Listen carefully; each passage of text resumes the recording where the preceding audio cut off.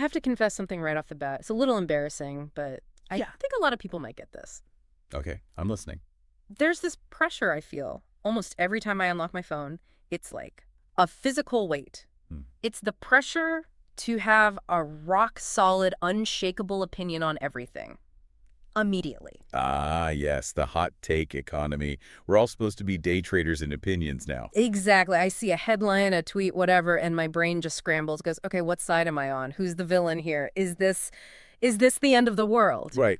It feels like if I don't have absolute certainty within 30 seconds, I'm somehow failing, like uncertainty is a character flaw. Oh, that is such a deeply human response, especially now. Yeah. You have to remember, we are socially rewarded for certainty. Yeah. We get likes for rage, we get shares for absolute confidence, we get penalized for saying, I don't know yet, or, well, it's complicated. It is so exhausting. It's like carrying this backpack full of rocks that you didn't even pack yourself. Well, that's why the source material we're diving into today is so interesting. That stopped me cold. I mean, it really pulled me up short. It's a text on the philosophy of belief, but it opens with this incredibly provocative idea. There are very few things to believe for sure. And then it follows up with the kicker. This is not weakness. It is wisdom. It's a fundamental shift, isn't it? From seeking certainty to seeking clarity. Those are very different goals. Very different. Yeah. And today we're going to unpack this whole concept of provisional belief. It's basically a user's guide on how to stay grounded without being rigid. I'll be honest, when I first read that term provisional belief, it sounded a little scary. How so? It triggered that seeker part of me that just wants answers. It sounded like standing on quicksand. If I don't believe things for sure, if I don't have my fortress of facts, do I actually stand for anything? Am I just drifting? And that's the fear talking. That's exactly what we're going to dismantle in this deep dive. Oh. As we'll see, this approach isn't about having no foundation. It's about building a foundation on things that are, verifiable and coherent, rather than things we just hope are true. Because they make us feel safe. Exactly. It's about the freedom of not having to defend a fortress that might be crumbling anyway. So let's get into it. The text is structured into these two lists, what not to believe and what to believe. And the do not believe list, it just comes out swinging. It does. It targets something I think I rely on constantly to navigate my life, intensity. Right. The source explicitly says, do not believe intensity equals truth. But that feels so counterintuitive. If I feel something in my gut, if I'm angry or passionate or terrified, doesn't that mean something real is happening? It validates the emotion. Absolutely. Yeah. You're genuinely feeling that fear or that anger. But it does not necessarily validate the fact that triggered it. Okay. And this is where the analyst in me gets excited, because the text connects this directly to our biology. It says, believe that the nervous system shapes perception. Okay, let's break that down. How exactly is my nervous system warping what's true? Think of it as a lens. When you're regulated, calm, safe, connected, your lens is wide. You can see nuance, you see options, you see context. Right, you can handle complexity. You can.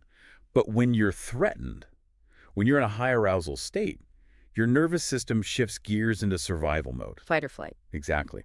And what happens to your vision in fight or flight?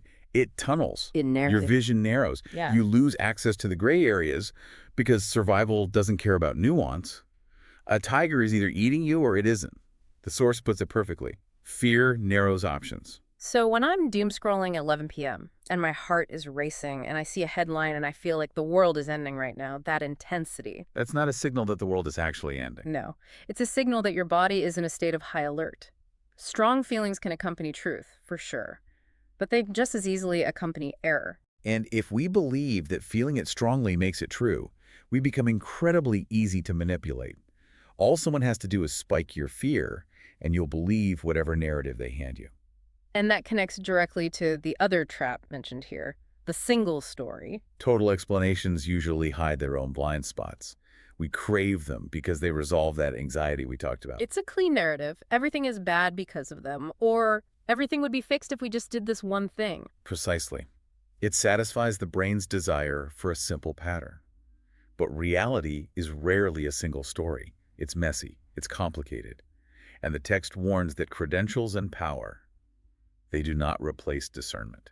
So just because someone important says it with confidence or with intensity doesn't make it accurate. Not at all. There was one line in this section that really stuck with me. I mean, I highlighted it 3 times. Which one? Do not believe that disagreement means danger. Uh, And then, even more powerfully, do not believe that identity must be defended to exist.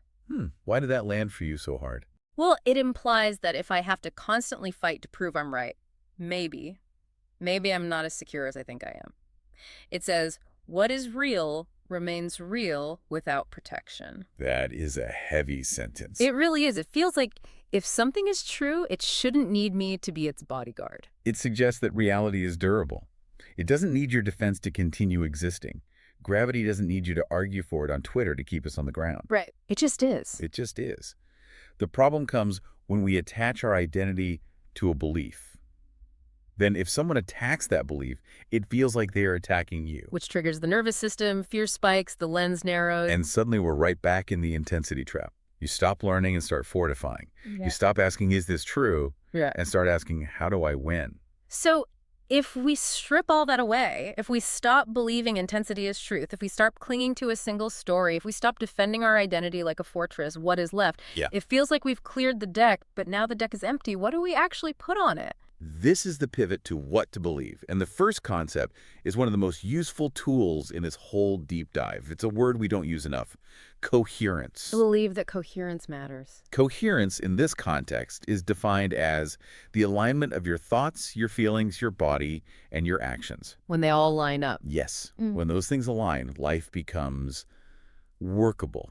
I love that word, workable. Yes. It's not perfect. It's not enlightened. It's just mechanical. The gears aren't grinding. Exactly. Instead of measuring your life by some external dogma, am I following the rules of this ideology perfectly? Yeah. You measure it by an internal metric. Am I coherent? It's like an internal lie detector. Or checking the structural integrity of a bridge. It's an engineering check. Yeah. And the structure is sound. If your beliefs and your actions are fighting each other, you are just leaking energy every single day. Okay, so coherence is key. Right next to that, the text puts kindness. Believe that kindness reduces harm. Now, I have to play devil's advocate for a second. Is this just be nice? Because sometimes being nice feels like being a doormat. It feels weak. It's definitely not about being a doormat. The text takes a systemic view here, which is what I find so compelling. It says kindness stabilizes systems. What kind of systems? Any system, your own body, calming that nervous system down, or a relationship, a community. Cruelty is destabilizing. It introduces chaos. Kindness lowers the temperature. And when the temperature is lower, our perception gets clearer. You get your options back. Exactly. It's practical. It's a functional strategy for navigating reality, not just a moral one. Now, I want to talk about the line that I think is the poetic heart of this entire piece. I think I know which way you mean. Truth tends to settle quietly. It's a beautiful image, isn't it? It is, and it's the exact opposite of the intensity equals truth myth. Well, think about the things you know are absolutely true in your life. You love your family. The sun rises in the east. Water is wet. Right. Do you scream these things at people? Do you write them in all caps online to make sure people believe you? No, they just are. I don't wake up and debate whether the floor will hold me. What is real does not require constant defense. This offers a diagnostic tool for our own lives. If you find yourself screaming about something, trying to force it to be true, just take a breath. And ask why it needs so much noise. Why does it need so much noise? Truth usually sits in the corner, quietly waiting for you to notice it. That's a hard pill to swallow because it forces you to look at where you're being the loudest. It forces you to ask, why am I shouting? It does. And usually, we shout to drown out our own doubts, which leads to another key belief. Believe that change is real. And right after that, a crucial permission slip. Believe that you can be wrong and still be whole. That is the antidote to the fear of being wrong. If I'm wrong, I'm not destroyed, I'm just learning. The text says learning requires revision. You can't learn if you aren't willing to revise the old map. So we have this framework. We're aiming for coherence, trusting quiet truth. We're okay with revision. But where does faith fit in? Because for a lot of people, faith is the opposite of this. It's, I know this for sure. Right, and the source has a really interesting breakdown of faith versus wisdom. It distinguishes them by their function. So how does it define them? It defines faith as commitment without proof. Faith is a part of us that says, This must be true. And wisdom. Wisdom is openness with discernment. Wisdom says, let me see. Let me see. That sounds very much like the analyst's perspective. It is. But importantly, the text doesn't say faith is bad. This is where it gets nuanced. It says faith stabilizes us when life is uncertain. When you don't have all the data. Exactly. Sometimes you're in the dark. In those moments, you need to trust something, a tradition, a meaning, a relationship, just to get through the night. And that's valid. But the danger comes when faith hardens into dogma. Right. Faith seeks certainty. Wisdom seeks coherence. The problem arises when faith replaces thinking, or, and this is crucial, when thinking refuses humility. Ooh, that second one is good. When thinking refuses humility. That's the arrogant intellectual who thinks they can explain everything. Yes, who has no room for mystery. The healthiest orientation, according to the source, is a partnership. So they work together. You allow faith to inspire and wisdom to evaluate. You use faith to choose a direction. I believe the world can be better. And you use wisdom to navigate the path. I like the analogy of a road trip. Faith picks the destination. And wisdom drives the car. And checks the mirrors. Wisdom watches the gas gauge. Faith says, we will get there. Wisdom says, we need to turn left here to avoid a cliff. Okay, so we're driving this car and we're trying to stay on the road. The Force describes the ditches on either side of the road as all and nothing. This is a subtle point, but it's the key to the whole philosophy. Let's define the all ditch first. All refers to the idea that everything is true, or everything must fit into one rigid system. It's dogmatism. It's fundamentalism. You're forcing reality into a tiny box. And you lose curiosity because you think you already have the whole picture. And the nothing ditch. Nothing isn't just emptiness. It means believing that nothing matters. That because there's no single absolute authority, there's no truth at all. It's nihilism. Cynicism with a capital C. So one side says, I have all the answers, and the other side says there are no answers, so who cares? And the text points out that both are traps. And interestingly, both let you off the hook. How so? Well, think about it. If you have all the answers, you don't have to think. You just follow the script. And if nothing matters, You don't have to act? you don't have to be responsible. You can just critique everyone else from the sidelines. Wow.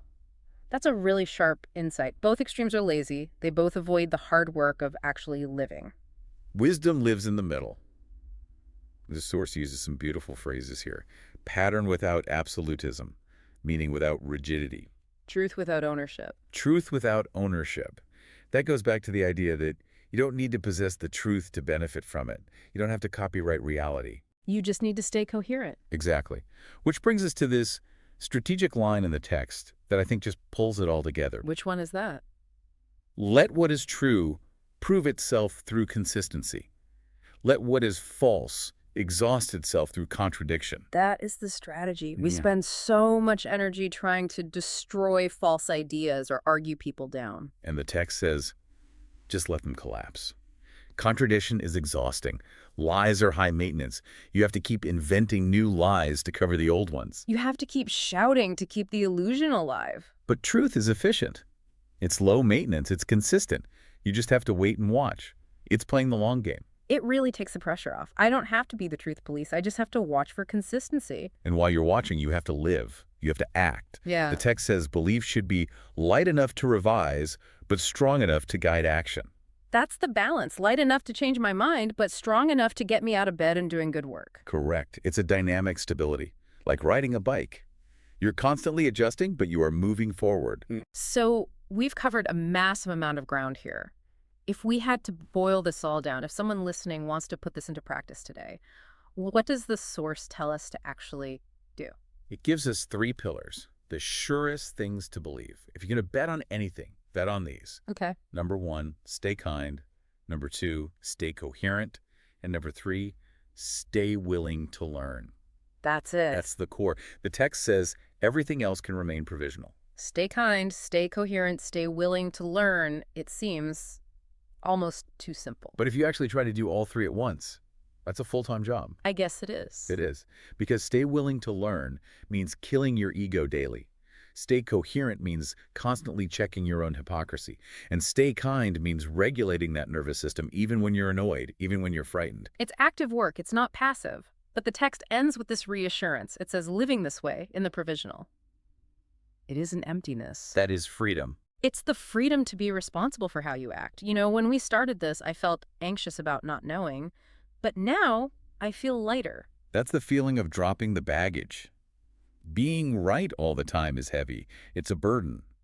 Being willing to learn is light. It's movable. I think I'm going to try to stay in that light space for a while. It feels a lot better than the doom-scrolling panic. A wise choice. Before we sign off, we'd like to leave you with something to chew on. We talked about how truth settles quietly and doesn't need constant defense. So here's the question for you to take into your week and be honest with yourself about it. Yeah. What is the thing in your life right now that you are defending the loudest? What belief, what opinion, or what identity are you screaming about internally or externally? And what might happen if you just stop defending it? Would it disappear? Or would it finally have the quiet space to show you what it really is? Thanks for diving in with us. Stay coherent.